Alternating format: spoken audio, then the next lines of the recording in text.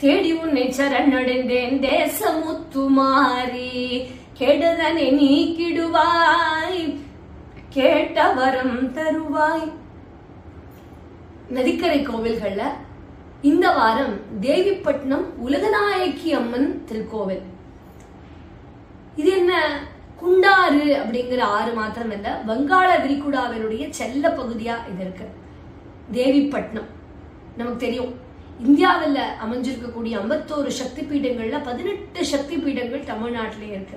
காமாட்சி காஞ்சிபுரம் காமகோடி பீடம், மீனாட்சி மதுரை மந்திரணி பீடம், பர்வதவர்தினி ராமேஸ்வரம் சேது பீடம், அகிலாண்டேஸ்வரி திருவானைக்காவல் ஞான பீடம், அபிதகுஜாம்பாள் திருவண்ணாமலை அருணை பீடம், கமலாம்பாள் திருவாரூர் கமலை பீடம், பகவதி கன்னியாகுமரி குமரி பீடம், மங்களாம்பிகை கும்பகோணம் விஷ்ணுசக்தி பீடம், அபிராமி திருக்கடையூர் காலபீடம், மகாகாளி திருவாலங்காடு காளி பீடம், பராசக்தி திருக்குற்றாலம் பராசக்தி பீடம், விமலை உலகநாயகி பாபநாசம் விமலை பீடம், காந்திமதி திருநெல்வேலி காந்தி பீடம், பிரம்மவித்யா திருவெண்காடு பிரணவ பீடம், தர்மசம்வர்தினி திருவையாறு தர்ம பீடம், திரிபுர சுந்தரி திருவொற்றியூர் இக்ஷி பீடம், மகிஷவர்தினி தேவிப்பட்டினம் வீரசக்தி பீடம்.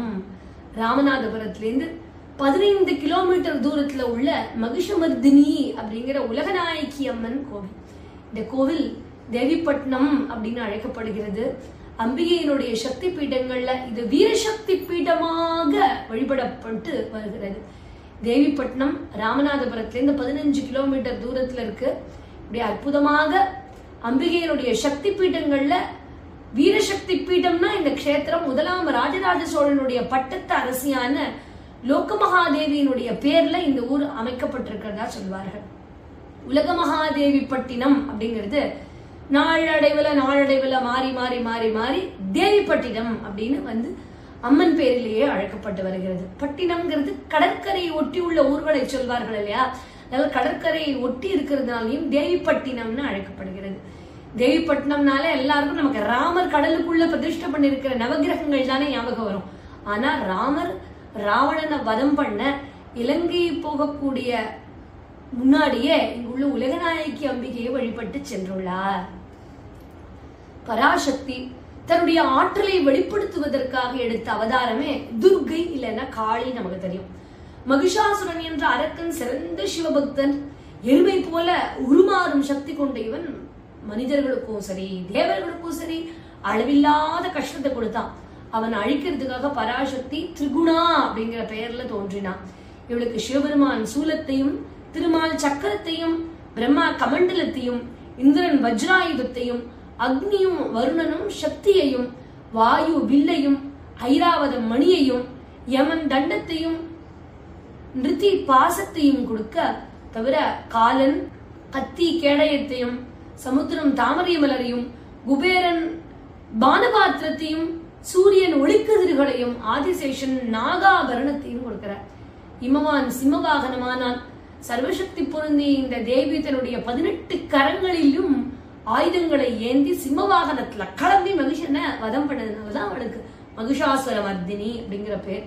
மகிஷனை அழிச்ச அவளுடைய கோபம் குறைந்து சாந்த நிலையில சுயம்பு வடிவத்துல இந்த க்ஷேத்திரத்துல அருள் பாலிக்கிறார். இந்த உலகை காப்பதற்காக மகிஷாசுரனுடன் 9 நாள் போராடி 10ஆம் நாள் வெற்றி பெற்று இங்கு ஓய்வெடுக்க சயன கோலத்துல சுயம்புவா உலகநாயகி அப்படிங்கிற திருநாமத்துடன் தங்கியதாகவும் சொல்லப்படுகிறது. நவராத்திரி நாயகியான இந்த தேவியை வழிபடுறதுனால சகல சௌபாகியங்களும் கிடைக்குங்கிறது ஐதீகம். இந்த ஸ்தல அம்பிகைக்கு உருவம் எதுவும் கிடையாது. எதற்கெடுத்தாலும் பயப்படுறவர்கள், மனதைரியம் இல்லாதவர்கள், இவர்களுக்கெல்லாம் இந்த வீரசக்தி பீடமான உலகநாயகி அம்மன் கோவிலுக்கு வர்றதுதான் உச்சிதம். இந்த கோவில்ல ராஜகோபுரம் 5 நிலை 7 கலசத்தோட பிரம்மாண்டமா இருக்கு. மூலவருக்கு சந்நிதிக்கு மேல ஏகத்தள விமானம் இருக்கு. இந்த கோவில்ல மகிஷாசுர மர்தினின்னு அழைக்கப்படக்கூடிய உலகநாயகி அம்மன் ஸ்வயம்பு சந்நிதி இருக்கு. கோவில் உள்பக்கம் பலிபீடம், கொடிமரம், சிம்ம வாகனம் இருக்கு. கொடிமரத்துக்கு அடுத்தது 16 கால் மண்டபம் இருக்கு. மண்டபத்தினுடைய மேல்புறம் 2 பக்கத்திலையும் சிங்கம் வீற்றிருக்கு. அம்பிகை உட்கார்ந்த கோலத்துல சுதையால ஆன சிற்பம் இருக்கு. அதுக்கப்புறம் 16 கால் மகாமண்டபம் முழுக்கவே கருங்கல்லை கொண்டு அமைக்கப்பட்டிருக்கு. அதற்கடுத்து அர்த்த மண்டபம் தாண்டி கருவறையில அம்பிகை அருள்பாலிக்கிறா. கோவில் பிரகாரத்துல விநாயகர், சுப்பிரமணியர், நாகர் உள்ளிட்ட சந்நிதிகள்லாம் இருக்க. கோவில் எதிர்க்க சர்க்கரை தீர்த்தம் இருக்கு. விசேஷமான நாட்கள் இந்த கஷேத்திரத்துல செவ்வாய், வெள்ளிக்கிழமைகள், பௌர்ணமியில சிறப்பு வழிபாடுகள்லாம் இருக்கு.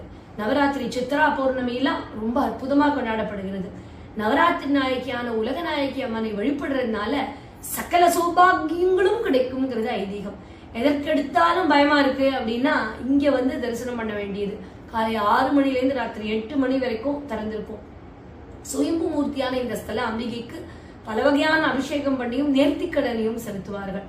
மெட்ராஸ்ல இருந்தோ இல்ல மற்ற ஊர்கள்ல இருந்தோ போகக்கூடியவர்கள் ராமநாதபுரம் வந்து அங்கேருந்து திருச்சி, நாகப்பட்டினம் போற பஸ்ல ஏறினா 15 கிலோமீட்டர் தூரத்துல தேவிப்பட்டினம், காந்தி நகர் பஸ் ஸ்டாப்னு சொல்வார்கள். இப்படி புகழ்பெற்ற இந்த தேவிப்பட்டினம் உலகநாயகி அம்மன் திருக்கோவிலுக்கு போய் தரிசனம் பண்ணி, பல பேருக்கு இந்த லௌகீக பயம் இருக்கும், பல பேருக்கு மோட்சம் கிடைக்கணுமேனு பயம் இருக்கும்.